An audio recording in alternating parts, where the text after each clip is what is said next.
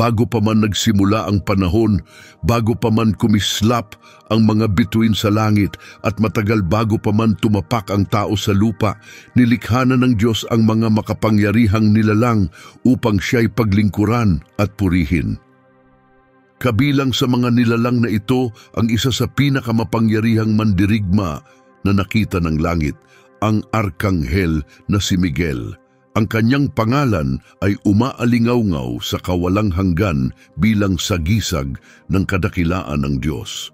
Hindi basta-basta ang papel ni Miguel, isa siya sa pinakamataas na pinuno ng hukbo ng langit.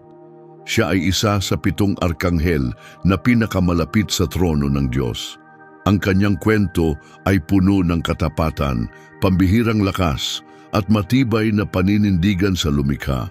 Bagamat hindi inilalahad ng Biblia ang lahat tungkol sa mga anghel, binibigyan tayo nito ng malalim na pangunawa sa espesyal na tungkulin ni Miguel sa plano ng Diyos. Tuklasin natin kung bakit itinuturing si Miguel bilang pinakamalakas sa mga anghel at kung paano sumasalamin ang kanyang presensya sa kaluwalhatian ng Diyos. Sa langit may bigat ang bawat pangalan. Ang pangalang Miguel ay mula sa salitang Hebreo na Mikael. Binubuo ito ng mi na nangangahulugang sino, ka na nangangahulugang tulad, at el na isa sa mga pangalan ng Diyos. Kapag pinagsama, ito ay nagiging isang makapangyarihang tanong. Sino ang tulad ng Diyos? Hindi lang ito isang tawag. Ito'y pahayag ng pananampalataya, isang paalala na walang sinuman ang kapantay ng maylalang. Noong nagkaroon ng pangitain ang propetang Daniel ukol sa mga huling araw, binanggit niya ang dakilang anghel sa Daniel 12 at 1 kung saan sinabi niyang ang anghel ay magpapakita sa ika-13 araw, si Miguel, ang makapangyarihang tagapagtanggol ng bayan ng Diyos, ay tatayo upang ipagtanggol sila. Ipinapakita nito na si Miguel ay hindi lamang mensahero ng langit. Siya ay prinsipe at tagapagtanggol, isang mandirigmang ipinadala para sa mga hinirang ng Diyos. Ang kanyang pangalan ay naging sigaw ng labanan laban sa sinumang nagtangkang salungatin ang kapangyarihan ng kataas-taasan. Ang tanong na sino ang tulad ng Diyos ay naging buod ng kanyang pagkatao. Nang magkaroon ng pag-aalsa sa langit, si Miguel ang nanguna sa mga tapat na anghel upang labanan ang mga naghimagsik laban sa pamumuno ng Diyos. Ang kanyang pangalan ay naging parehong tanong at deklarasyon, isang sagisag ng hindi matitinag na pamumuno ng Diyos sa lahat ng nilikha. Bago pa man nahati ang liwanag at kadiliman, nilikha na ng Diyos ang mga maluwalhating nilalang na tinatawag nating mga anghel. Bagamat hindi tiyak kung kailan sila nilikha, malinaw sa Biblia na nandoon na sila nang likhain ang sanlibutan. Sa Job Kabanata 38, tinanong ng Diyos si Job, "Nasaan ka noong itinatag ko ang daigdig? Alam mo ba kung sino ang nagsukat nito? Nandoon ka ba nang ang mga bituin sa umaga ay umawit at ang lahat ng anghel ay nagalak?" Mula sa mga unang nilikhang espiritu, si Miguel ay ginawa. Hindi bilang isang ordinaryong anghel, kundi bilang isa sa pinakamahalaga. Hindi inilarawan sa detalye ng kasulatan kung paano siya nilikha, ngunit alam natin na siya ay nilalang sa pamamagitan ng salita ng Diyos. Ayon sa awit 148, "Purihin ninyo siya, lahat ng kanyang mga anghel, lahat ng kanyang hukbo sa itaas. Purihin ang pangalan ng Panginoon sapagkat nagsalita siya at sila'y nalikha." Nilalang si Miguel na may malinaw na layunin upang paglingkuran ng Diyos, sambahin siya at tuparin ang kanyang kalooban. Hindi tulad ng mga tao na ayon sa awit 8, 5 ay nilalang na kaunti lamang na mababa kaysa sa mga anghel. Si Miguel ay ginawa ng may pambihirang lakas at karunungan mula pa sa simula. Bilang isang espiritual na nilalang, wala siyang hangganan sa oras o espasyo at maaaring gumalaw mula langit patungong lupa ayon sa utos ng Diyos. Ang langit ay may kaayusan at ranggo, isang banal na estruktura na bagamat hindi ganap na ipinaliwanag sa Biblia ay mababanaag sa ilang talata. Sa Kolosas 1:16, mababasa natin na ang lahat ng bagay, nakikita man o hindi, sa langit at sa lupa, mga trono, pamunuan at kapangyarihan, ay nilikha sa pamamagitan at para kay Kristo. Sa loob ng kaayusang ito, may mahalagang posisyon si Miguel. Siya ay arkanghel, isang titulong nagpapahiwatig ng pinakamataas na ranggo sa mga anghel. Sa Judas, unang talata, tinawag siyang arkanghel nang harapin niya ang dyablo tungkol sa bangkay ni Moises. Sa halip na direktang paratangan si Satanas, sinabi ni Miguel, "Pagsabihan ka nawa ng Panginoon na nagpapakita ng kababaang loob at makalangit na kapangyarihan." Ayon sa tradisyon, may 7 arkanghel na nakatayo sa harapan ng trono ng Diyos na sinuportahan ng mga talatang tulad ng Pahayag 8:2, kung saan 7 anghel ang tumanggap ng mga trumpeta sa harapan ng Diyos. Bagamat sina Miguel at Gabriel lamang ang pinangalanan sa kasulatan, ang posisyon ni Miguel sa 7 ito ay nagbibigay sa kanya ng natatanging responsibilidad. Sa Lucas 1:19, inilarawan ni Gabriel ang sarili bilang isang nakatayo sa harapan ng Diyos. Isang posisyon na ibinabahagi rin ni Miguel, laging handang kumilos para sa Diyos. Iilan lamang sa mga nilikha ang pinahihintulutang lumapit sa trono ng Diyos. Ang paglapit ni Miguel sa sagradong lugar na ito ay hindi basta ipinagkaloob. Ito'y bunga ng kanyang di matitinag na katapatan at lubos na dedikasyon. Sa aklat ni Daniel, tinukoy si Miguel bilang isa sa mga pangunahing prinsipe sa Kabanata 10 at bilang dakilang tagapagtanggol ng bayan ng Diyos sa Kabanata 12. Ang mga titulong ito ay nagpapakita ng isang makapangyarihan at mapagkakatiwalaang papel sa kalangitan. Sa Isaias 6:1-2, inilarawan ng propeta ang trono ng langit. Nakaupo ang Panginoon sa kataas-taasan, ang laylayan ng kanyang damit ay pumuno sa templo at may mga serapin na lumilipad sa ibabaw niya. Bawat isa ay may 6 na pakpak. Bagamat hindi tuwirang binanggit si Miguel, ang tagpong ito ay nagbibigay ng sulyap sa banal na kapaligiran kung saan siya naglilingkod. Bilang tagapagbantay ng kabanalan ng Diyos, si Miguel ay laging gising at handang kumilos. Ang tungkuling ito ang nagbibigay sa kanya ng karapatang kumilos ayon sa tuwirang utos ng Diyos. Sa Pahayag 12:7, nasaksihan natin ang ganoong tagpo. Nagkaroon ng malaking digmaan sa langit at pinangunahan ni Miguel ang mga hukbo ng Diyos laban sa dragon at sa kanyang mga tagasunod.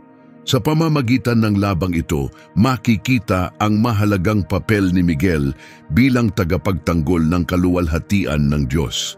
Manatili siyang malapit sa trono, nababalutan ng liwanag ng presensya ng Diyos, at patuloy na pinalalakas ng karunungan at kapangyarihang nagmumula sa puso ng langit. Ipinagkaloob ng Diyos kay Miguel ang natatanging katangian upang magampanan ang kanyang misyon.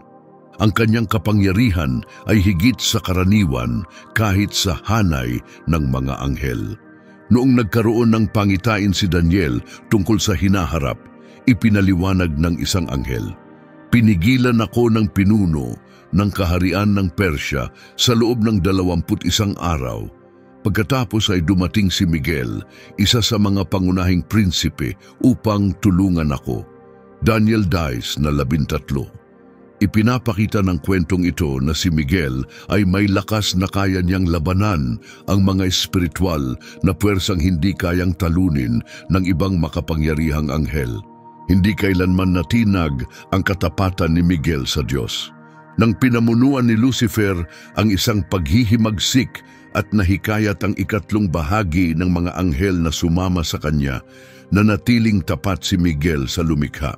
Sa Pahayag 12:7-9 mababasa, nagkaroon ng digmaan sa langit. Si Miguel at ang kanyang mga anghel ay nakipaglaban sa dragon at lumaban din ang dragon at ang kanyang mga anghel. Ngunit hindi sila nanalo at sila'y itinaboy mula sa langit. Ipinapakita ng tagpong ito hindi lamang ang lakas ni Miguel sa labanan, kundi pati ang kanyang paninindigan sa katotohanan at katarungan. Ipinakita rin ni Miguel ang malaking karunungan. Noong nagkaroon siya ng pagtatalo kay Satanas tungkol sa katawan ni Moises, gaya ng nakasaad sa Judas 1:9, kahit siya ay arkanghel, hindi niya direktang sinumbatan ang dyablo. Sa halip sinabi niya, "Pagsabihan ka nawa ng Panginoon." Ipinakita nito ang kanyang paggalang sa kapangyarihan ng Diyos at ang kanyang tiwala sa hatol ng Diyos, sa halip na umasa sa sarili niyang lakas. Ang pambihirang lakas, tapat na puso at matalinong paghatol ni Miguel ang dahilan kung bakit siya ang hinirang na pinuno ng hukbo ng langit. Kapag ang mga tao sa Biblia ay nakakakita ng mga anghel, madalas silang nailalarawan bilang kahanga-hanga. Si Miguel, bilang pangunahing tagapagtanggol ng langit, ay madalas na iniuugnay sa mga simbolo ng makalangit na kapangyarihan at autoridad. Bagaman hindi detalyado sa Biblia kung ano ang hitsura ni Miguel, may ilang pahiwatig. Bago ang labanan sa Jericho, nakita ni Josue ang isang lalaking may hawak na espada. Tinanong niya ito, "Kakampi ka ba namin o kalaban?"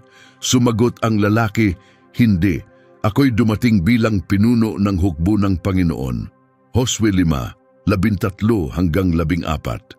Marami ang naniniwala na si Miguel ang lalaking ito dahil siya ang namumuno sa mga hukbo ng Diyos. Ang espada ay madalas na nauugnay kay Miguel sa gisag ng kanyang tungkulin na ipatupad ang hustisya ng Diyos at ipagtanggol ang kanyang mga plano. Sa pahayag 1:16, inilarawan si Jesus na may matalim na espadang lumalabas mula sa kanyang bibig, simbolo ng salita ng Diyos. Bilang katuwang sa pagtupad ng kalooban ng Diyos, si Miguel ay kumikilos sa ilalim ng parehong makalangit na kapangyarihan. Ang kanyang baluti ay hindi gawa ng tao, kundi hinubog mula sa katotohanan at katuwiran, palatandaan ng kanyang kaugnayan sa hustisya ng Diyos at ng kanyang papel bilang tagapagtanggol ng langit. Isinalarawan ni Pablo sa Efeso 6:14-17 ang espiritual na baluti, ang sinturon ng katotohanan, ang baluti ng katuwiran, ang kalasag ng pananampalataya, ang helmet ng kaligtasan at ang espada ng Espiritu. Bilang tagapagtanggol ng katotohanan ng Diyos, tiyak na si Miguel ay may ganitong espiritual na proteksyon. Ngunit sa antas ng langit, nagliliwanag sa liwanag ng Diyos habang tinutupad ang kanyang misyon. Sa kaharian ng Diyos, ang pamumuno ay hindi inaangkin, ito ay ipinagkakaloob. Hindi inangkin ni Miguel ang kanyang posisyon, ito'y ipinagkaloob sa kanya ng Diyos. Sa Daniel 10:21, tinawag siya ng isang anghel na si Miguel na iyong prinsipe, na nagpapahiwatig na ang kanyang tungkulin ay ibinigay ng Diyos mismo. Ang pagiging prinsipe ay sagisag ng kapangyarihang ibinibigay sa isang pinuno sa ilalim ng hari ng lahat ng hari. Makikita natin ang sukat ng kapangyarihang ibinigay kay Miguel sa pahayag 12:7. Nagkaroon ng digmaan sa langit. Si Miguel at ang kanyang mga anghel ay nakipaglaban sa dragon. Ang pariralang kanyang mga anghel ay nagpapakita na si Miguel ang namumuno sa isang malaking hukbo ng mga anghel. Ipinapakita nito ang tiwalang ibinigay sa kanya ng Diyos upang pamunuan ang marami sa kanyang makalangit na nilalang. Ang tungkulin ni Miguel na protektahan ang bayan ng Diyos ay pinagtibay sa Daniel 12:1, kung saan tinawag siyang ang dakilang prinsipe na nagbabantay sa iyong bayan. Nang dumating ang panahon ng matinding kaguluhan, si Miguel ang pinili ng Diyos upang ipagtanggol ang kanyang bayan. Hindi ito dahil sa ambisyon o sariling pagsisikap ni Miguel, kundi dahil pinili siya ng Diyos. Tulad ng sinabi ni Jesus sa Mateo 22:26 hanggang 27, ang sinumang nagnanais maging dakila sa inyo ay dapat maging lingkod ng lahat. Ipinapakita ni Miguel ang aral na ito. Ang kanyang kadakilaan ay nagmumula sa ganap niyang pagsunod at dedikasyon sa kalooban ng Diyos. Ngayon tingnan natin kung paano nagsimula ang paghihimagsik sa langit na pinamunuan ni Lucifer. May kapayapaan sa langit mula pa sa paglikha, ngunit ito'y nayugyog nang pumasok ang kayabangan sa puso ng isa sa pinakamagagandang anghel na nilikha ng Diyos. Si Lucifer, na ang pangalan ay nangangahulugang tagapagdala ng liwanag, ay naging palalo sa kanyang anyo at nagsimulang magtanong kung bakit hindi siya pwedeng magkaroon ng higit na kapangyarihan. Inilarawan ng propetang Ezekiel ang pagbabagong ito sa Ezekiel 28:12-15. Ikaw ang huwaran ng kasakdalan, puno ng karunungan at kagandahan. Nasa Eden ka, ang hardin ng Diyos. Ginawa kitang tagapagbantay na kerubin. Nasa banal na bundok ka ng Diyos. Naglalakad sa gitna ng nagniningas na mga bato. Wala kang kapintasan mula sa araw ng iyong pagkalikha hanggang sa nasumpungan sa iyo ang kasamaan. Nagbigay rin ng liwanag si Isaias tungkol sa mga mapagmalaking kaisipan ni Lucifer. Sa Isaias 14:12-14 mababasa, "Paano ka nahulog mula sa langit o tala sa umaga, anak ng bukang liwayway? Ibinagsak ka sa lupa, ikaw na lumupig sa mga bansa. Sinabi mo sa iyong puso, aakyat ako sa langit. Itataas ko ang aking trono sa ibabaw ng mga bituin ng Diyos. Uupo ako sa bundok ng kapulungan, sa pinakataas ng Zapon. Aakyat ako sa itaas ng mga ulap, at gagawin kong kapantay ang aking sarili sa kataas-taasan." Ang mga salitang ito ang nagsilbing simula ng kaguluhan sa isang langit na dati puro kapayapaan. Isang lugar na kailanmay hindi nasilayan ng paghihimagsik. Ang pagnanais na maging kapantay ng Diyos ang nagsimulang bumaluktot sa puso ng dating tagapagpuri. Ngayon, tuklasin natin kung paano nagawa ni Lucifer na hikayatin ang maraming anghel na sumama sa kanyang paghihimagsik. Ang nag-umpisang ideya ng paglabag ay naging lantad na pag-aaklas. Gamit ang matalinong pananalita at mga pangakong kalayaan at lakas, sinimulan niyang akitin ang ibang espiritual na nilalang. Ang kanyang plano ay simple ngunit epektibo. Hinikayat niya silang questionin ang pamumuno ng Diyos at ipinahiwatig na maaari silang magkaroon ng sariling landas, isang buhay kung saan maaari silang magdesisyon nang hindi kailangan ng pagsunod. Ang lawak ng panlilinlang na ito ay inilarawan sa pahayag 12:4 kung saan isinulat ni Juan na isinama ng kanyang buntot ang ikatlong bahagi ng mga bituin sa langit at inihagis ang mga ito sa lupa. Ang mga bituin dito ay sumasagisag sa mga anghel, yaong mga nailigaw at sumama sa paghihimagsik. Isang katlo ng lahat ng anghel, isang napakalaking bilang, ang tumalikod sa kanilang mailalang. Dagdag pa ni Pedro sa 2 Pedro 2:4, hindi pinatawad ng Diyos ang mga anghel na nagkasala, kundi itinapon sila sa kadiliman, ginapos sa kadena hanggang sa araw ng paghuhukom.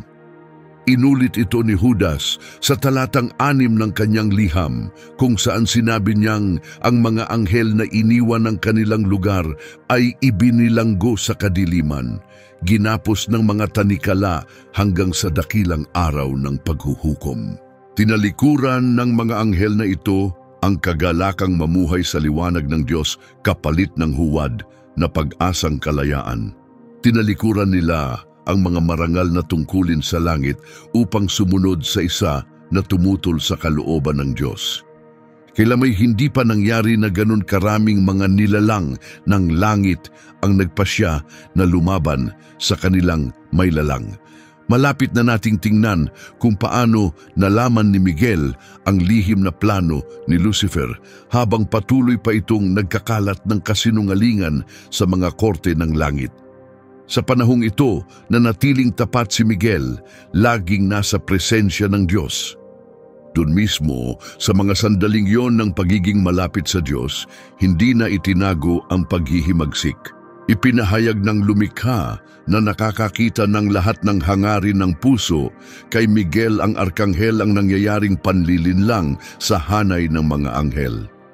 Bagamat hindi inilahad ng Biblia ang eksaktong paraan kung paano nalaman ni Miguel ang plano, malinaw kung paano siya tumugon nang maunawaan niya ito. Kahit ang kanyang pangalan na Miguel, na ang ibig sabihin ay sino ang tulad ng Diyos, ay naging matatag na pahayag ng pananampalataya sa gitna ng lumalaganap na kadiliman. Habang ipinagyayabang ni Lucifer sa Isaias 14:14 na itataas niya ang sarili upang maging kapantay ng kataas-taasan, ang tugon ni Miguel ay hindi galing sa ambisyon kundi sa katotohanan. Walang makapapantay sa Diyos. Para kay Miguel, ang pagtuklas ng pagtataksil ay tiyak na nakadulot ng matinding dalamhati. Ang mga nilikhang para magbigay puri sa Diyos ay bigla na lang tumalikod sa Kanya. Ang mga anghel na dati niyang kasama ay naaakit na ngayon sa panlilinlang. Nagbigay si Apostol Juan ng sulyap sa labang sumunod sa Pahayag 12:7. Nagkaroon ng digmaan sa langit. Si Miguel at ang kanyang mga anghel ay nakipaglaban sa dragon at lumaban din ang dragon at ang kanyang mga anghel. Sa harap ng ganitong paghihimagsik, hindi natinag si Miguel. Alam niya ang kanyang misyon, ipagtanggol ang pangalan ng Diyos at ang kaayusang itinatag mula pa noong simula ng lahat. Nagsimula na ang labanan para sa pag-iisip at katapatan ng mga anghel, at si Miguel, ang tapat na arkanghel, ay handang pangunahan ang mga hukbo langit laban sa naglakas loob na labanan, ang makapangyarihan. Dumating ang sandali ng pagpapasya para sa bawat anghel. Wala nang puwang para sa pananahimik o pag-aalinlangan. Ang bawat isa ay kailangang magdesisyon sa pinakamahalagang tanong sa kanilang pag-iral. Mananatili ba silang tapat sa Diyos o sasama sila sa rebelyon ni Lucifer? Lumibot si Miguel sa kalangitan, dala ang huling mensahe ng Diyos at inanyayahan ang bawat anghel na ipahayag kung saan sila papanig. Ang desisyon ay tuwiran at hindi maiiwasan, tulad ng sinabi ni Jesus sa Mateo 12:30. Ang hindi panig sa akin ay laban sa akin, at ang hindi tumutulong sa pagtipon ay nagkakalat. Walang neutral na lugar, walang ibang pagpipilian. Bawat anghel ay kailangang pumili, mananatili ba silang tapat sa Diyos o sasama kay Lucifer. Marami na ang nalinlang ng mga pangarap at pananalita ni Lucifer, gaya ng nakasaad sa Pahayag 12. 4. Ibinagsak ng kanyang buntot ang ikatlong bahagi ng mga bituin sa langit. Ngunit ngayon, sa harap ng malinaw na babala ng Diyos, nahati na ang mga linya. Sa isang panig, sina Miguel at ang mga tumayong matatag na nagsabing, sino ang tulad ng Diyos? Kinikilala ang walang kapantay na kapangyarihan at kadakilaan ng kanilang Panginoon. Sa kabila naman, ang mga tulad ni Lucifer na sa kanilang puso ay nagsabing, gaya ng Isaias 14:13-14, aakyat ako sa langit, itataas ko ang aking sarili. Ipinakita ng Biblia ang nangyari pagkatapos sa Pahayag 12. 8. Ngunit hindi sila nanalo at nawala na sila sa kanilang lugar sa langit. Ang pasya ay nabuo at hindi na ito maaaring baligtarin. Yaong mga sumama sa paghihimagsik ay haharapin ang malungkot na bunga ng kanilang desisyon, habang ang mga tapat na anghel ay naghanda para sa labanan na magiging panandang yugto sa kasaysayan ng langit. Ngayon, sundan natin kung paano inihanda ni Miguel ang mga mandirigma ng langit para sa dakilang tunggaliang ito. Matapos maihiwalay ang mga tapat sa mga tumalikod, panahon na upang pagtibayin ang depensa ng langit. Dahil sa kanyang malalim na katapatan at mataas na katungkulan, si Miguel ang hinirang na punong pinuno ng hukbo ng langit. Sa ilalim ng kanyang pamumuno, nagtipon ang mga anghel na nanatiling panig sa Diyos, handang ipagtanggol ang kanyang pangalan at ingatan ang kaayusang itinakda ng Diyos mula pa noong simula. Inilarawan ito sa Pahayag 12:7. Nagkaroon ng digmaan sa langit. Nakipaglaban si Miguel at ang kanyang mga anghel sa dragon. Pansinin ng mga salitang kanyang mga anghel. Sila ang mga mandirigmang kumikilala sa papel ni Miguel bilang pinuno, isang posisyong ibinigay mismo ng Diyos. Nagbigay rin ang aklat ni Daniel ng karagdagang detalye tungkol sa katungkulan ni Miguel bilang makalangit na general. Sa Daniel 12:1 tinawag siyang dakilang prinsipe at sa Daniel 10:13 isa siya sa mga punong prinsipe. Ang salitang prinsipe ay nagpapahiwatig ng pamumuno at kapangyarihan sa labanan. Ibig sabihin si Miguel ay hindi lang makapangyarihang mandirigma, kundi bihasa rin sa estratehiya at pamumuno. Ang pagkakaayos ng hukbo ng langit ay sumusunod sa banal na prinsipyo ng kaayusan at layunin. Nang maglaon, isinulat ni Pablo sa Efeso 6:11, isuot ninyo ang buong baluti ng Diyos upang makalaban kayo sa mga lalang ng kaaway. Sa parehong paraan, inihanda ni Miguel ang kanyang mga hukbo. Bawat isa ay may tungkuling dapat gampanan, bawat grupo ay may papel, at silang lahat ay pinamunuan ng arkanghel na nagdala ng matapang na sigaw. Sino ang tulad ng Diyos? Ngayon ay dumating na ang oras ng bukasang labanan sa pagitan ng mga hukbo ni Miguel at ng mga rebelde ni Satanas. Sa makalangit na kalagayan, magkatapat na humarap ang dalawang panig. Pinamunuan ni Miguel ang mga tapat habang si Lucifer na ngayoy kilala bilang Satanas, ang kaaway, ang pinuno ng mga tumalikod. Ang sumunod ay ang pinakamabagsik na labanan na nasaksihan ng langit. Hindi lamang ito tungkol sa lakas, ito'y banggaan ng katotohanan laban sa panlilinlang, ng katapatan laban sa pagtataksil. Isinulat ni Juan sa Pahayag 12:7-8. Nagkaroon ng digmaan sa langit. Nakipaglaban si Miguel at ang kanyang mga anghel sa dragon, at lumaban din ang dragon at ang kanyang mga anghel, ngunit sila'y natalo at nawala na sa langit ang kanilang lugar. Bagaman matindi ang labanan, ang kinalabasan nito ay hindi kailanman naging kwestiyon.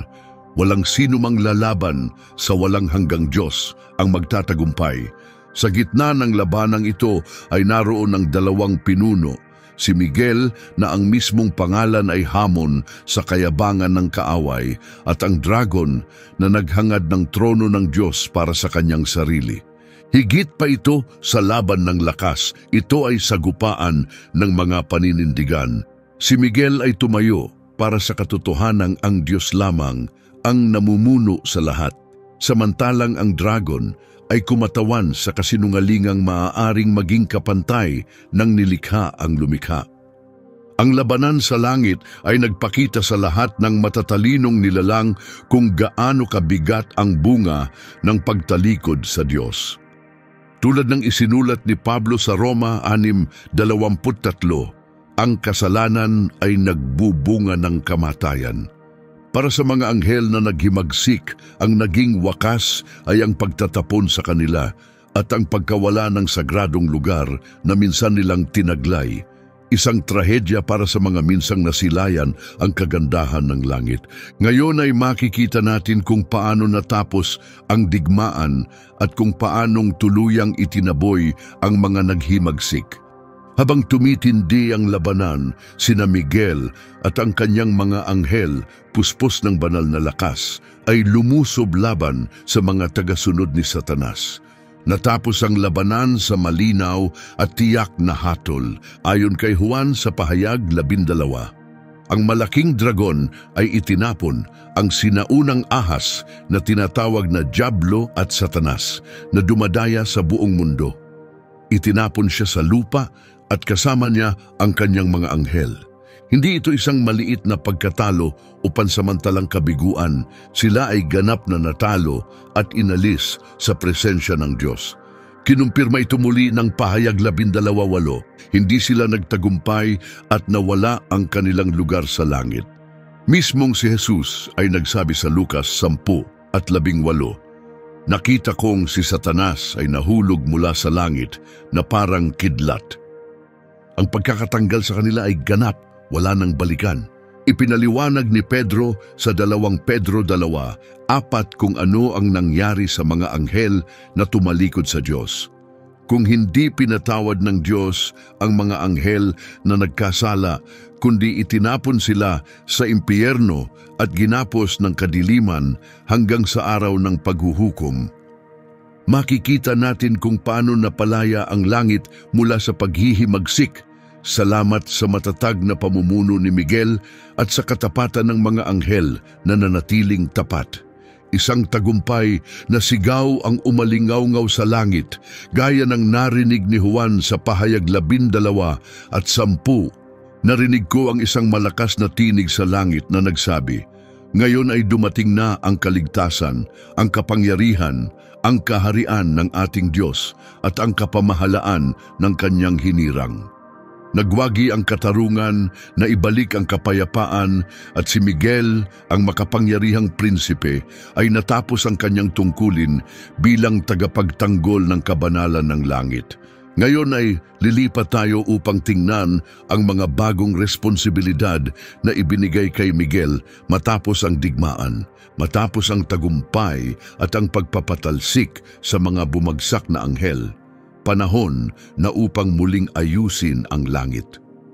Dahil ipinakita ni Miguel ang malalim na debosyon at lakas sa laban, ipinagkatiwala sa kanya ang mas malalaking tungkulin. Ang langit na ngayon ay malinis mula sa anumang bakas ng paghihimagsik ay kailangang muling ayusin upang ipagpatuloy ang layunin ng Diyos. Ang mga anghel na nanatiling tapat ay pinagtibay sa kanilang mga posisyon at ang mga bagong gawain ay itinalaga upang punan ang nawalang puwersa. Binanggit ni Pablo ang estruktura ng espiritual na pamahalaan sa Efeso 1:21 kung saan binanggit niya ang mga pinuno, kapangyarihan, pamahalaan at pamunuan sa espiritual na mundo. Matapos ang digmaan, kinailangang muling buuin ang sistemang ito. Si Miguel na binanggit na sa Daniel 10:13 bilang isa sa mga pangunahing prinsipe ay higit pang pinagkatiwalaan. Tinanggap niya ang tungkulin bilang tagapagtanggol ng bayan ng Diyos, isang misyon na mas malinaw sa Daniel 12:1. Sa panahong iyon, si Miguel, ang dakilang prinsipe na nagbabantay sa iyong bayan, ay babangon. Hindi natapos ang gawain ni Miguel sa pagkatalo ng dragon. Nagpatuloy siya sa kanyang pakikipaglaban sa kasamaan na ngayoy lumipat na sa mundo. Sa Judas 1:9, muli nating nakita si Miguel ngayon ay nakikipagtalo sa dyablo tungkol sa katawan ni Moises. Kahit doon, hindi siya nagbitaw ng matinding akusasyon, kundi sinabi, "Pagsabihan ka nawa ng Panginoon." Ipinapakita nito ang kababaang loob at pagsunod ni Miguel kahit sa harap ng kaaway. Ang muling pagsasaayos ng langit pagkatapos ng digmaan ay hudyat ng bagong yugto sa paglalakbay ng sangnilikha. Sa kanyang ganap na karunungan, ginamit ng Diyos ang pagkakataong ito kahit puno ng lungkot upang ipakita ang kanyang hustisya at kadakilaan. At si Miguel, ang tapat na arkanghel, ay lalong naging malapit sa trono ng Diyos. Taglay na ngayon ang dalawang tungkulin, bantayan ang langit at ipagtanggol ang bayan ng Diyos sa lupa. Ngayon tuklasin natin kung paano naging tagapagtanggol ni Miguel sa Israel. Nang pumili ang Diyos ng isang bansa upang maging kanya, hinirang din niya ang isang makapangyarihang tagapagbantay upang pangalagaan ito. Ang tagapagbantay na iyon ay si Miguel. Ibinigay sa kanya ang sagradong tungkulin na ipagtanggol ang Israel hindi sa pamamagitan ng pagkakataon, kundi bilang bahagi ng matagal ng plano ng Diyos upang ingatan ang bansang pagmumulan ng ipinangakong tagapagligtas. Sa aklat ni Daniel, makikita ang pinakamatibay na patunay sa papel ni Miguel. Sa Daniel 12:1 mababasa, sa panahong iyon, si Miguel, ang dakilang prinsipe na nagtatanggol sa iyong bayan, ay babangon. Ipinapakita nitong si Miguel ay hindi basta-bastang anghel, talagang hinirang upang maging tagapagtanggol ng Israel. Ang misyon ni Miguel ay tuwirang konektado sa tipang ginawa ng Diyos kay Abraham. Sa Genesis 12:3, ipinangako ng Diyos, "Pagpapalain ko ang mga nagpapala sa iyo at susumpain ko ang mga sumasakit sa iyo. Sa pamamagitan mo, pagpapalain ang lahat ng bansa sa mundo." Upang tuparin ang pangakong ito ng pangangalaga, pinili ng Diyos si Miguel upang maging tagapagbantay ng kanyang bayan. Sa buong kasaysayan ng Israel, maraming sandali kung saan ang pagkilos ng Diyos ay nagligtas sa kanila mula sa ganap na pagkawasak. Nang umalis ang mga Israelita mula sa Ehipto sa Exodo 14, 19 hanggang 20, inilarawan kung paanong ang anghel ng Diyos na umaakay sa kanila ay lumipat sa likuran nila. Ang haliging ulap na nasa unahan ay lumipat din sa likod, nagsilbing harang sa pagitan ng mga Ehipsyo at ng mga Israelita. Maraming iskolar ng Biblia ang naniniwala na maaring si Miguel ang anghel na ito, aktibong nagbabantay sa kanyang tungkulin. Kahit sa pinakamadilim na panahon ng Israel na natiling gising si Miguel, tinitiyak na ang bayan ng Diyos ay ligtas upang magpatuloy ang kanyang mas malawak na plano. Isa sa pinakamalinaw na sandali kung saan nakita ang papel ni Miguel sa espiritual na labanan ay nasa aklat ni Daniel. Habang nag-aayuno at nananalangin si Daniel ng 3 linggo, isang labanan ang nagaganap sa espiritual na mundo. Nagpadala ang Diyos ng mensahero kay Daniel, ngunit siya ay hinarangan ng makapangyarihang espiritual na puwersa. Sa Daniel 10:2 hanggang 13, sinabi ng mensahero, "Huwag kang matakot, Daniel. Mula pa sa unang araw na itinakda mong unawain ito at nagpakumbaba sa harap ng Diyos, narinig na ang iyong panalangin at ako'y dumating dahil doon. Ngunit hinarang ako ng espiritong prinsipe ng Persya sa loob ng 21 araw. Pagkatapos ay dumating si Miguel, isa sa mga pangunahing pinuno, upang tulungan ako sapagkat naipit ako doon kasama ng hari ng Persya." Ipinapakita ng talatang ito ang sulyap sa di nakikitang mundo kung saan may mga espiritual na labanan na nangyayari sa likod ng mga pangyayaring ating nakikita. Ang prinsipe ng Persya na binanggit ay hindi tao, kundi espiritual na pwersang laban sa plano ng Diyos para sa Israel.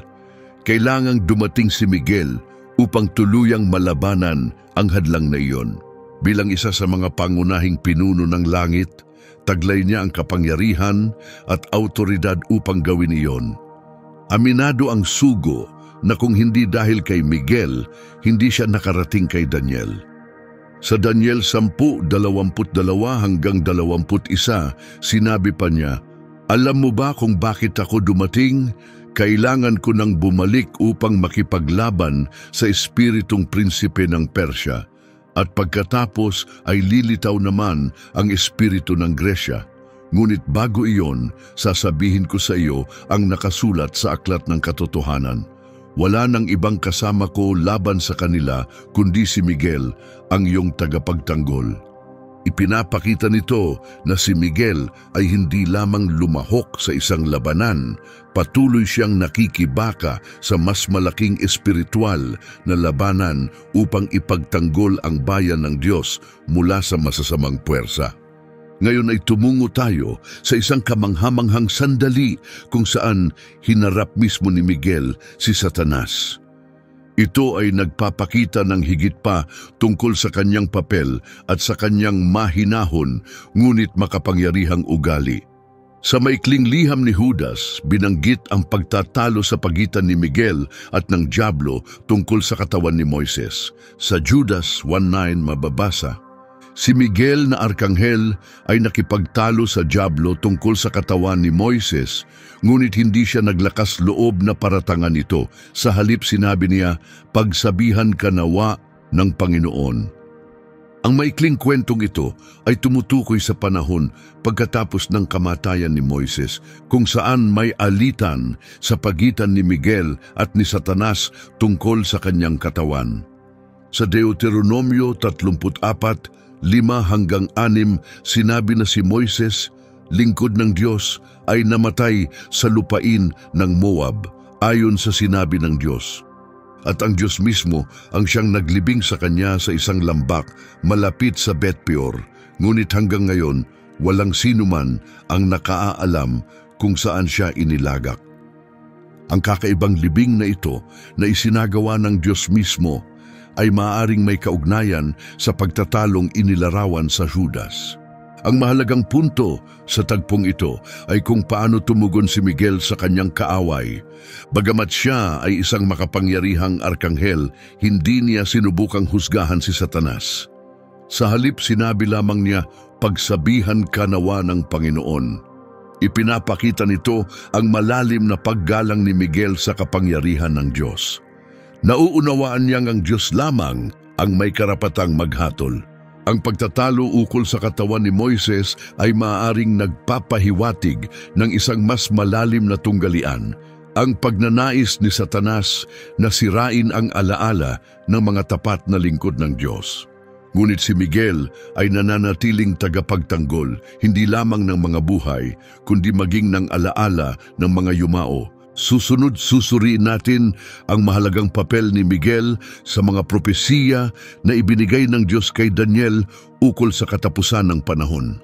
Ang mga makapangyarihang pangitain na ito ay naglalaman ng ilan sa mga pinakakamangha-manghang hula sa Biblia. Isa sa mga mahahalagang sandali ay makikita sa Daniel 12, 1-3. Sa panahong iyon, si Miguel, ang dakilang pinunong nagbabantay sa iyong bayan, ay babangon. Magkakaroon ng panahon ng matinding kaguluhan na hindi pa kailanman naranasan. Ngunit sa panahong iyon, ang iyong bayan, ang lahat ng nakasulat sa aklat, ay maliligtas. Marami sa mga namatay at nakalibing ay bubuhayin muli. Ang ilan para sa buhay na walang hanggan at ang iba para sa kahihiyan at walang hanggang kaparusahan. Ang mga pantas ay magniningning na parang langit, at ang mga nagtuturo ng katuwiran sa iba ay magiging tulad ng mga bituin magpakailanman. Itinataas ng mga salitang ito si Miguel sa gitna ng mga huling araw ng sangkatauhan. Kapag ang pinakamalalaking pagsubok ay dumating at ang kasamaan ay umabot sa sukdulan, si Miguel ang tatayo upang ipagtanggol ang bayan ng Diyos. Ang kanyang pagtindig dito ay simbolo ng isang makapangyarihan at malinaw na pagkilos. Ang panahong ito ng matinding pagdurusa ay rurok ng labanan sa pagitan ng liwanag at kadiliman. At sa pinakamapanganib na sandali, si Miguel ang hinirang upang ipaglaban ang mga tagasunod ng Diyos.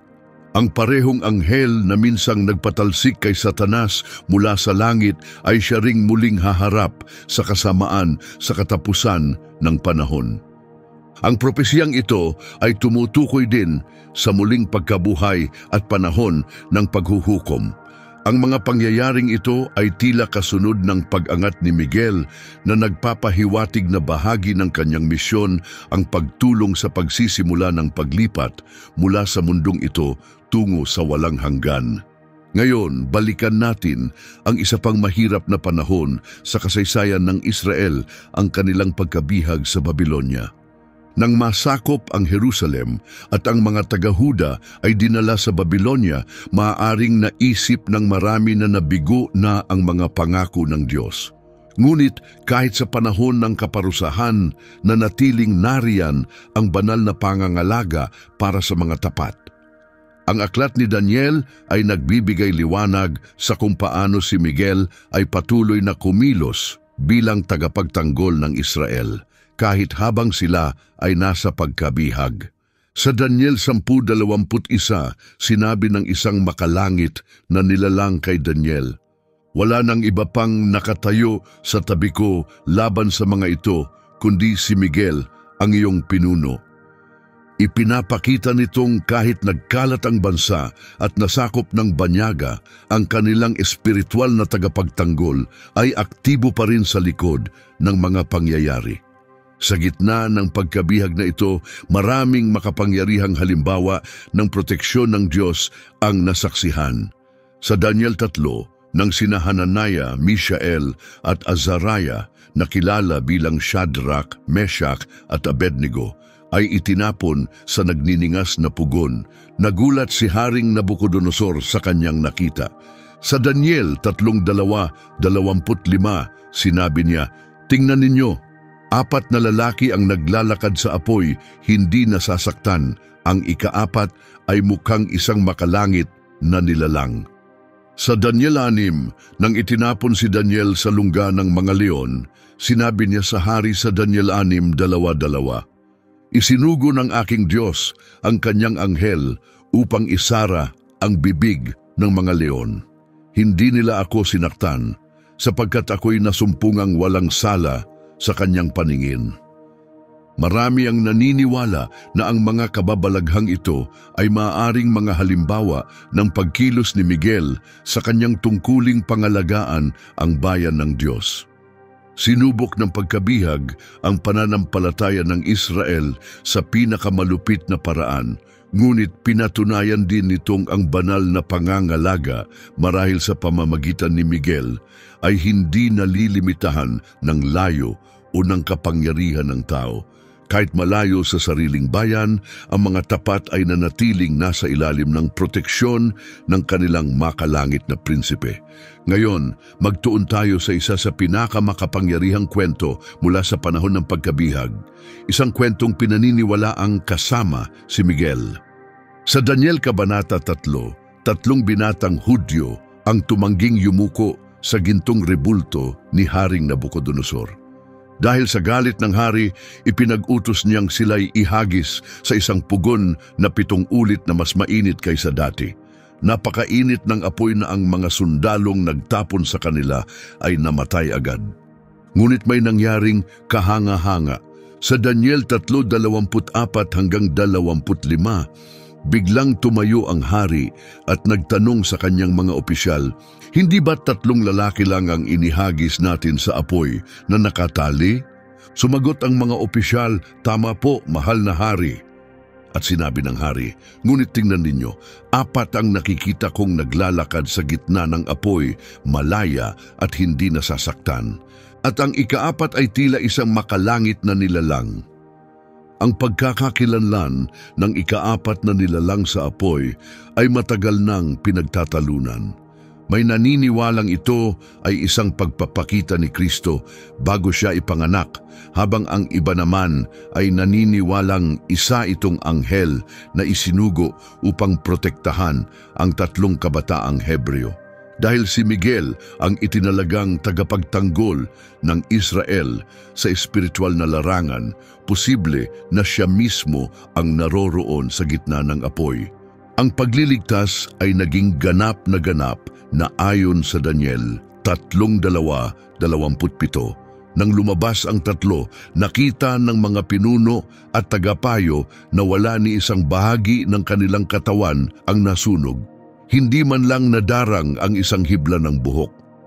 Ang kanilang mga kasuotan ay buo pa rin at wala silang amoy ng usok. Ipinapakita ng kahanga-hangang pangyayaring ito ang kapangyarihan ng banal na proteksyon sa mga taong nananatiling tapat. At pinapahiwatig rin nito na kapag matindi ang pangangailangan, maaaring magpakita si Miguel sa anyong nakikita upang tuparin ang kanyang tungkulin bilang tagapagtanggol ng bayan ng Diyos. Ngayon, tumungo tayo sa papel ni Miguel sa mga espiritual na labanan na nakaaapekto sa takbo ng mga bansa at kaharian sa mundo. Nagbibigay ang Biblia ng mga sulyap sa isang hindi nakikitang mundo kung saan patuloy ang labanan sa pagitan ng kabutihan at kasamaan. Si Miguel, ang arkanghel, ay nasa sentro ng labanang ito.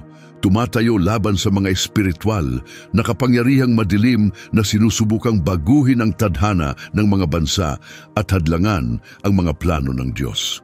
Sa Daniel 10:13, narinig natin ang sinabi ng isang makalangit na sugo, "Ang espiritong prinsipe ng Persya ay humarang sa akin sa loob ng 21 araw. Pagkatapos ay dumating si Miguel, isa sa mga pangunahing pinuno, upang tulungan ako." Ipinapakita nito na ang mga espiritual na prinsipe ay nauugnay sa mga partikular na imperyo at kayang pigilan ang mga mensahero ng Diyos. Sa Daniel 10:20, sinabi rin ng parehong sugo, "Kailangan ko nang bumalik upang makipaglaban sa prinsipe ng Persya.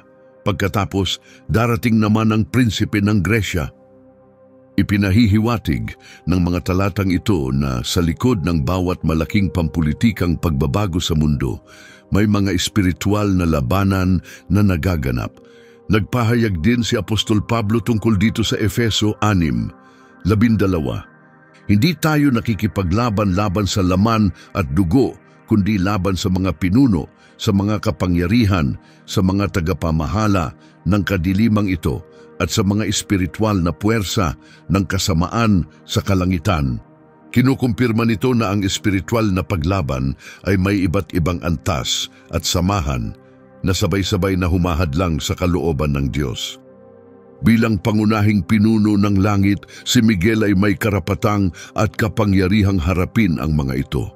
Hindi lang siya nakikipaglaban upang ipagtanggol, kundi upang buksan ang daan para maisakatuparan ang kalooban ng Diyos sa kabila ng mga hadlang ng kasamaan.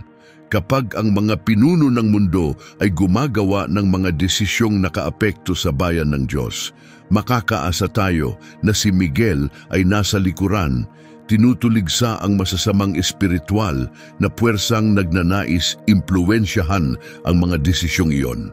Ngayon naman, tingnan natin kung paano maaaring nakibahagi si Miguel sa pagbabantay kay Jesus noong siya'y nasa lupa. Nang ang Diyos ay namuhay kasama natin sa pamamagitan ng kanyang anak, ginawa ng kaaway ang lahat upang hadlangan ang pagdating ng tagapagligtas. Mula sa simula ng buhay ni Jesus, kitang-kita na ang mga palatandaan ng banal na proteksyon. Sa pahayag 12, may makapangyarihang pangitain na pinaniniwala ang tumutukoy sa kapanganakan ni Kristo at sa proteksyong bumabalot sa Kanya. Sa pahayag 12.4-5, mababasa, "Sinaklot ng buntot ng dragon ang ikatlong bahagi ng mga bituin sa langit at inihagis ang mga ito sa lupa. Tumayo siya sa harap ng babae, handang lamunin ang kanyang sanggol sa oras na ito'y ipanganak. Nanganak ang babae ng isang batang lalaki na siyang mamumuno sa lahat ng bansa, at ang sanggol ay dinala sa Diyos at sa kanyang trono." Ang dragon na ito na si Satanas ay sinubukang sirain ang bata. Marami ang nag-uugnay nito sa kautusan ni Haring Herodes na ipapatay ang lahat ng sanggol na lalaki sa Bethlehem ayon sa Mateo 2:16. Ngunit kumilos agad ang Diyos.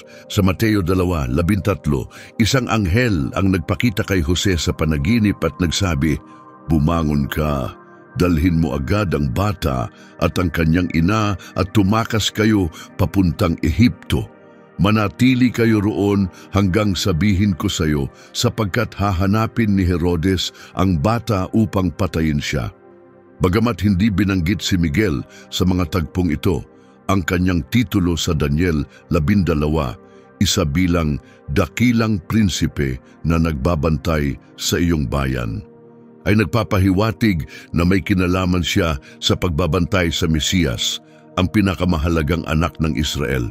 Habang si Jesus ay namumuhay sa lupa, nakita rin natin ang mga sandaling siya ay malinaw na iniingatan ng banal na kapangyarihan. Sa Lucas 4:29-30, nang subukang itulak siya sa bangin, sinabi, ngunit si Jesus ay dumaan sa gitna nila at umalis. Sa huling linggo bago ang kanyang pagpapako sa krus, sinabi ni Jesus sa Mateo 26:53, "Akala ba ninyo hindi ko maaaring hingin sa aking Ama na magsugo siya agad ng mahigit sa 12 lehyon ng mga anghel?" Bilang pinuno ng hukbo ng langit, tiyak na si Miguel ang mangunguna sa mga anghel na iyon kung ito ay ipinag-utos. Ngayon, suriin natin kung paano ipinagpatuloy ni Miguel ang kanyang tungkulin mula sa pag-akyat ni Jesus sa langit hanggang sa huling kabanata ng kasaysayan ng tao. Matapos mabuhay na muli si Kristo at magsimula ang iglesia, bihira nang mabanggit si Miguel sa Biblia. Ngunit hindi ito nangangahulugang tumigil na siya sa pagganap. Bilang tagapagtanggol ng bayan ng Diyos, hindi natapos ang kanyang misyon, bagkus ito ay lumawak. Ngayon ay binabantayan ni Miguel ang iglesia na tinatawag ding espiritual na Israel. Sa Galacia 3:29, itinuturo ni Pablo, "Kung kayo'y kay Kristo, kayo'y mga anak ni Abraham at mga tagapagmana ng pangako." Ibig sabihin, ang espiritual na pamilya ni Kristo ay kasama sa parehong pangakong proteksyon. Ang parehong pag-aalaga na ibinigay ni Miguel sa Israel ay nagpapatuloy ngayon sa mga tagasunod ni Jesus, lalo na't patuloy pa rin ang espiritual na digmaan. Pinaalalahanan tayo ni Pablo sa Efeso 6:12, "Hindi laban sa tao ang ating pakikipaglaban, kundi laban sa mga pinuno, mga kapangyarihan at mga puwersa ng kadiliman sa espiritual na mundo." Patuloy pa rin kumikilos si Miguel sa likod ng mga pangyayari. Pinipigilan ang impluensya ng kasamaan na sumusubok hadlangan ang paglaganap ng ebanghelyo. Binanggit din ni Jesus ang pag-aalaga ng mga anghel sa Mateo 18:10. "Mag-ingat kayo na huwag maliitin ang isa sa maliliit na ito, sapagkat ang kanilang mga anghel ay laging nakikita ang mukha ng aking Ama sa langit." Kung ang bawat mananampalataya ay may itinalagang anghel, gaano pa kaya ang aktibong papel ni Miguel sa pangkalahatang proteksyon ng iglesia? Ang panahong ito sa pagitan ng pag-akyat ni Kristo at ng kanyang pagbabalik ay maaaring tila tahimik pagdating kay Miguel, ngunit sa katotohanan, ito'y panahon ng tuloy-tuloy na pagkilos. Si Miguel ay laging gising, naghihintay sa oras na itinakda ng Diyos upang muli siyang kumilos ng lantaran sa mga huling kaganapan sa kasaysayan ng tao. Ngayon, pag-isipan natin kung paano tuwirang kasangkot si Miguel sa huling paghuhukom. Habang ang kasaysayan ay papalapit sa wakas, mas nagiging lantad si Miguel, tumatayo sa gitna ng mga dakilang pangyayari. Ikinokonekta siya ng Biblia sa mga hudyat ng pagtatapos ng kapanahunang ito. Sa unang Tesalonika 4:16, isinulat ni Pablo, "Sapagkat ang Panginoon ay bababa mula sa langit na may isang sigaw, may tinig ng arkanghel, at may tunog ng trumpeta ng Diyos. At ang mga namatay kay Kristo ay bubuhayin muna." Bagamat hindi tuwirang binanggit ang pangalang Miguel, marami ang naniniwalang siya ang tinutukoy na arkanghel, sapagkat siya lamang ang tinawag na arkanghel sa buong kasulatan. Ang sandaling ito ay direktang konektado sa Daniel 12, 1-2, kung saan ang paglitaw ni Miguel ay kaugnay ng muling pagkabuhay. Sa panahong iyon, si Miguel, ang dakilang prinsipe at tagapagtanggol ng iyong bayan, ay babangon. Marami sa mga namamahinga sa lupa ang mabubuhay muli. Ang ilan ay para sa buhay na walang hanggan. Ang iba naman ay para sa kahihiyan at walang hanggang pagkapahamak. Inilarawan din ni Jesus ang papel ng mga anghel sa panahon ng paghuhukom sa Mateo 13:41-42. Isusugo ng anak ng tao ang kanyang mga anghel at aalisin nila sa kanyang kaharian ang lahat ng sanhi ng kasalanan at gumagawa ng kasamaan. Itatapon sila sa naglalagablab na apoy kung saan may iyakan at matinding pagsisisi. Bilang pinuno ng hukbo ng langit, tiyak na may mahalagang papel si Miguel sa pagsasakatuparan ng banal na paghuhukom. Sa paglapit ng wakas, hindi na siya mananatiling nakatago. Ihahanda niya ang sarili upang kumilos ng lantaran, kasali sa dakilang paghihiwalay ng mga tunay na sa Diyos at ng mga tumalikod sa Kanya. Ngayon tingnan natin ang papel ni Miguel sa pag-anunsyo ng matagumpay na pagbabalik ni Jesus. Isa sa mga pinakahinihintay na pangyayari sa plano ng Diyos ay ang muling pagparito ni Kristo ng may kapangyarihan at kaluwalhatian. Iniuugnay ng Biblia ang pagbabalik na ito sa tunog ng isang napakalakas na trumpeta, isang hudyat sa buong mundo na dumating na ang hari ng mga hari. Malapit na kaugnay si Miguel sa dakilang anunsyong ito. Isinulat ni Pablo sa unang Tesalonica, 4:16. Ang Panginoon mismo ay bababa mula sa langit na may malakas na sigaw, may tinig ng arkanghel at may tunog ng trumpeta ng Diyos. At ang mga namatay kay Kristo ay bubuhayin muna. Ipinapakita nito ang malinaw na pagkakasunod-sunod, isang banal na utos, kasunod ang tinig ng arkanghel at ang tunog ng trumpeta na nauuwi sa paglitaw ng Panginoon. Binigyang diin din ito ni Jesus sa Mateo 24:31. Isusugo niya ang kanyang mga anghel na may malakas na tunog ng trumpeta at titipunin nila ang kanyang mga hinirang mula sa 4 na sulok ng langit. Ang sandaling ito ay hindi lamang hudyat, ito ay panawagan sa lahat ng bayan ng Diyos saan man sila naroroon. Nagbigay pa si Pablo ng dagdag na paliwanag sa unang Korinto 15:51 hanggang 52.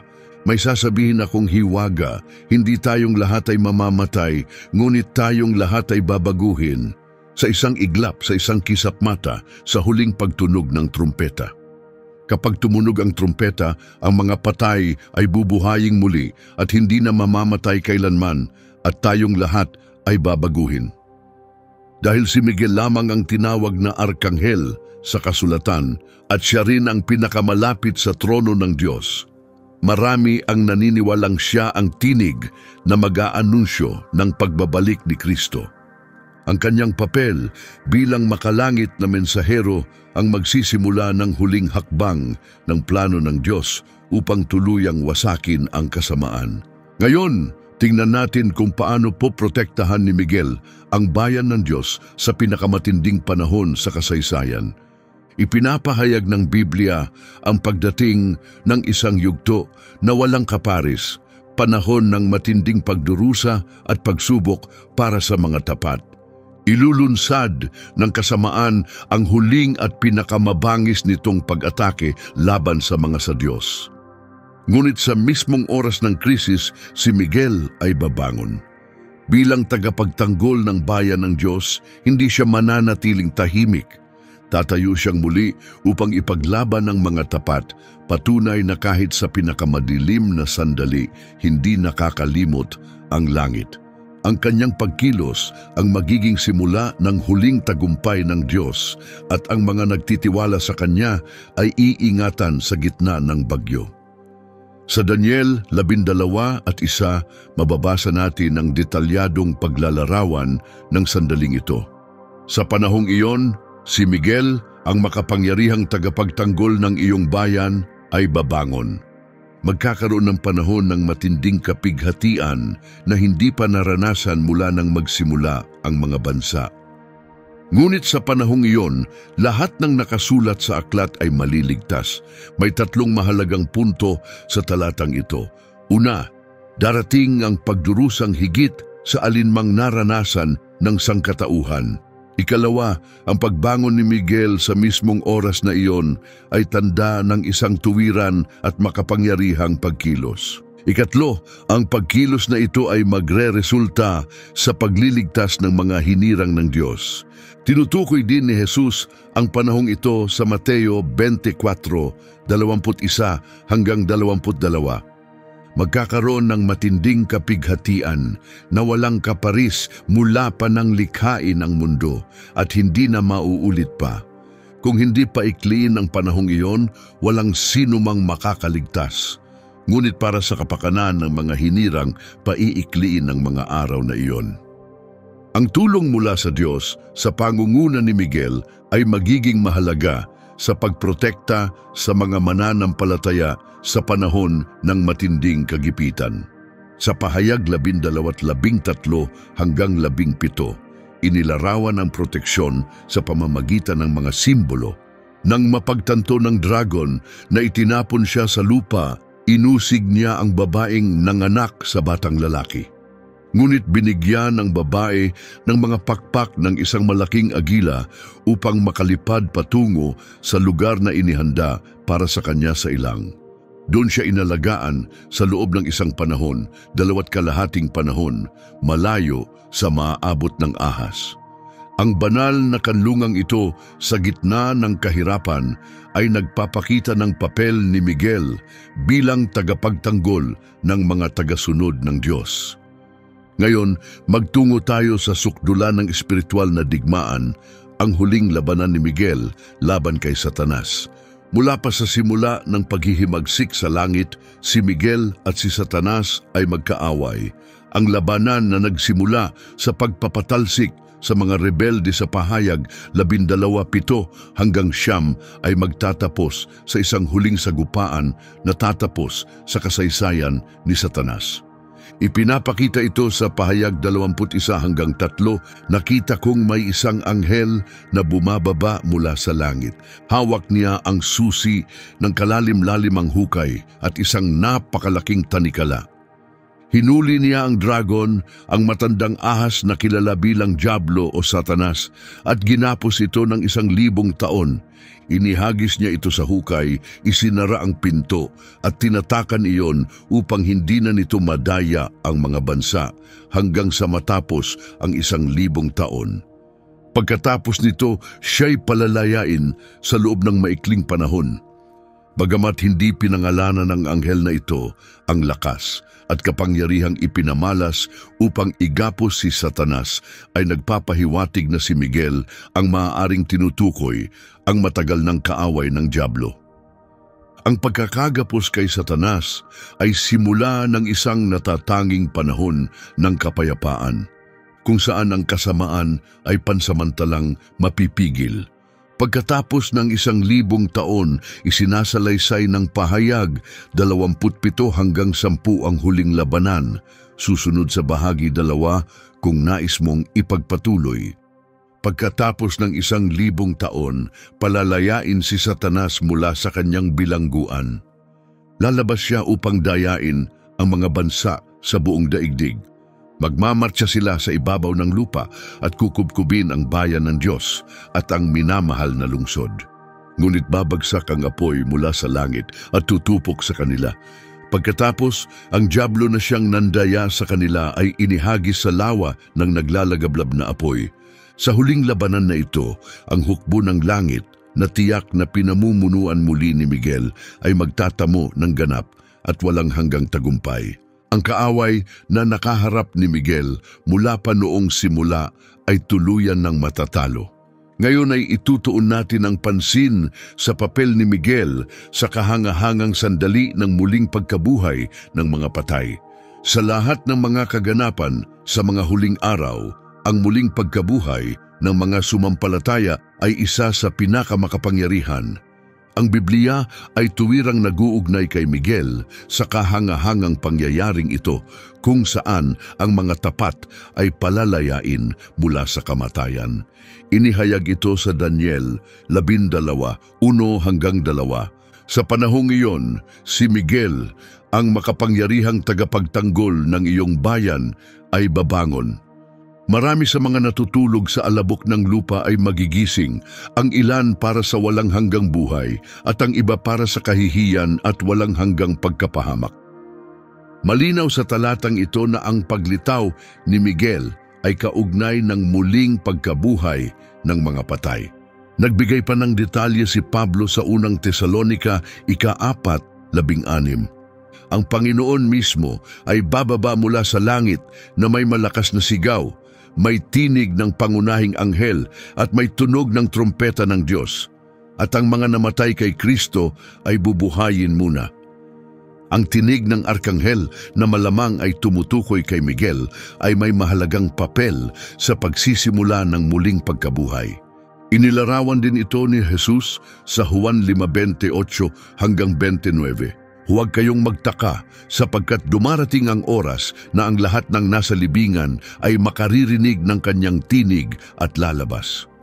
Ang mga gumawa ng kabutihan ay bubuhayin para sa buhay at ang mga gumawa ng masama ay bubuhayin para sa hatol. Bilang pinakamataas na anghel, tila may natatanging tungkulin si Miguel sa pagtawag sa mga patay mula sa kanilang libingan. Tulad ng minsang pagtatalo niya kay Satanas ukol sa katawan ni Moises ayon sa Judas 1:9. Sa parehong paraan, makikibahagi siya sa huling pagliligtas ng mga tapat mula sa pagkakahawak ng kamatayan. Ito ang magiging hudyat ng ganap na tagumpay laban sa huling kaaway na tinukoy ni Pablo sa 1 Corinthians 15:26. Ang huling kaaway na aalisin ay ang kamatayan mismo.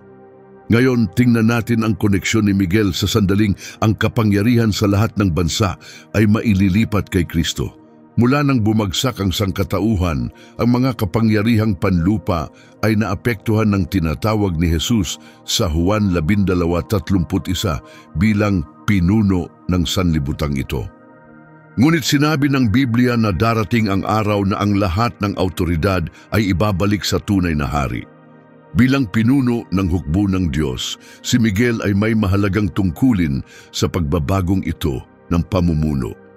Ayon sa pahayag 11 at 15, ipinatugtog ng ikapitong anghel ang kanyang trumpeta at narinig ang malalakas na tinig sa langit na nagsasabi, "Ang paghahari sa sanlibutan ay napasa kamay na ng ating Panginoon at ng kanyang pinili, at siya'y maghahari magpakailanman." Ang pahayag na ito mula sa langit ay ang mismong sandali kung kailan ang lahat ng bansa ay opisyal nang nasa ilalim ng pamumuno ni Kristo. Nakakita rin si Daniel ng pangyayaring ito sa isang pangitain sa Daniel 7:13 hanggang 14. Sa isang pangitain sa gabi, nakita kong may dumarating na parang anak ng tao, sakay ng mga ulap ng langit. Lumapit siya sa matandang nakatayo at dinala sa kanyang harapan. Binigyan siya ng kapangyarihan, karangalan at paghahari. Sambahin siya ng lahat ng tao mula sa bawat bansa at wika. Ang kanyang pamumuno ay walang hanggan at ang kanyang kaharian ay hindi mawawasak.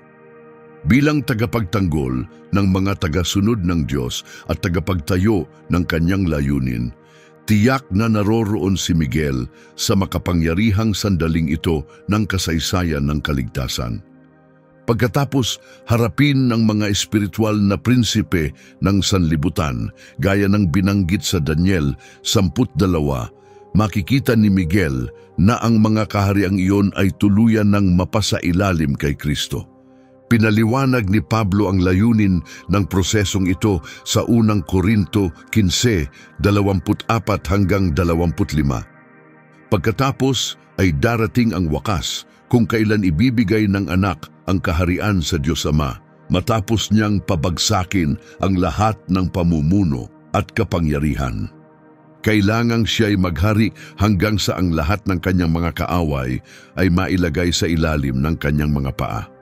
Si Miguel na nakipaglaban sa napakaraming espiritual na labanan para sa layunin ng Diyos ay magiging saksi sa ganap at huling tagumpay ni Kristo laban sa lahat ng tumutol sa Kanya. Ngayon ay pagnilayan natin ang patuloy na papel ni Miguel sa walang hanggang hinaharap kapag ang plano ng Diyos sa pagtubos ay ganap ng natupad, kapag ang lahat ng bagay ay ginawang bago at ang kasamaan ay tuluyang nalupig. Hindi na kailangan ang espiritual na depensa, ngunit hindi ibig sabihin nito na mawawala na ang layunin ni Miguel. Bilang isa sa pinakamataas na nilalang sa langit, ang kanyang pinarangalang posisyon sa tabi ng trono ng Diyos ay mananatili magpakailanman. Sa pahayag 21:3 hanggang 4, ibinahagi ni Juan ang kanyang pangitain ng panibagong mundo. Narinig kong may malakas na tinig mula sa trono na nagsasabi, "Ngayon ay nasa piling na ng Diyos ang kanyang bayan. Siya'y maninirahan kasama nila at sila'y magiging kanya. At ang Diyos mismo ay makakasama nila. Papahirin niya ang bawat luha sa kanilang mga mata. Hindi na magkakaroon ng kamatayan, lungkot, iyak o sakit sapagkat ang dating mga bagay ay lumipas na." Sa perpektong lugar na ito, hindi na kailangang ipagtanggol ni Miguel ang bayan ng Diyos sapagkat wala ng kaaway. Sa halip, magbabago ang kanyang layunin tungo sa walang hanggang pagpupuri at paglilingkod. Bilang isa sa pinakamalapit na lingkod ng Diyos, mananatili si Miguel sa kanyang banal na presensya kasama ng lahat ng mga iniligtas mula sa bawat panahon. Nagbibigay ang aklat ng pahayag ng sulyap sa makalangit na tagpong ito kung saan naglilingkod si Miguel. Sa pahayag 4 at 8, inilarawan ng mga nilalang sa paligid ng trono. Bawat isa sa 4 na nilalang ay may 6 na pakpak at puno ng mga mata sa paligid at sa ilalim ng mga pakpak. Araw at gabi, hindi sila tumitigil sa pagsasabi, "Banal, banal, banal ang Panginoong Diyos na makapangyarihan sa lahat, na siyang noon, ngayon at darating pa." Sa bagong nilikhang daigdig, ipagpapatuloy ni Miguel ang kanyang pangunahing layunin, ang pagpupuri sa Diyos at pagtupad sa kanyang kalooban. Ang kaibahan ay wala na siyang labanan na kailangang harapin o kaaway na dapat talunin. Ang arkanghel na ang pangalan ay nangangahulugang sino ang tulad ng Diyos ay magpapatunay magpakailanman sa pamamagitan ng kanyang debosyon na tunay ngang walang sino man ang maihahambing sa Panginoon ng mga Panginoon at Hari ng mga Hari. Kaibigan, narating na natin ang katapusan ng kahangahangang paglalakbay na ito sa kwento ng arkanghel na si Miguel. Nakita natin kung paanong ang kanyang pangalan ay sumasalamin sa kanyang layunin at kung paanong binigyan siya ng natatangi at pinarangalang lugar sa makalangit na kaayusan. Tinahak natin ang kwento ng kanyang pamumuno sa makasaysayang labanan laban kay Lucifer at sa mga anghel na tumalikod sa Diyos. Nadiskubre natin ang kanyang papel bilang tagapagtanggol ng Israel at tagapangalaga ng bayan ng Diyos sa paglipas ng panahon. At naunawaan natin ang mahalagang bahagi niya sa huling mga kabanata ng kasaysayan ng mundo. Si Miguel ay hindi lamang isa pang anghel, siya ang hinirang ng Diyos bilang mandirigma, tagapagtanggol ng kanyang bayan, ang tumatayo laban sa mga kapangyarihan ng kadiliman at ang arkanghel na babangon sa oras na pinakakailangan. Kung nagustuhan mo ang video na ito at nais mo pang matuto tungkol sa mga kamangha-manghang tao at kwento sa Biblia, huwag kalimutang mag-subscribe sa channel. Pindutin mo na ang subscribe button ngayon at i-on ang notification bell para wala kang mamiss sa mga susunod. At kung tumimo sa puso mo ang mensahe ngayong araw, sana'y maibahagi mo rin ito sa iba. Isang kaibigan, isang kapamilya, maaring may isang tao diyan na kailangang makarinig ng katotohanan ito ngayon. Magpatuloy tayong maglakbay ng magkasama habang patuloy nating nilalalim ang pag-unawa sa kagandahan at katotohanan ng salita ng Diyos. Maraming salamat sa panonood at magkita tayo sa susunod na video.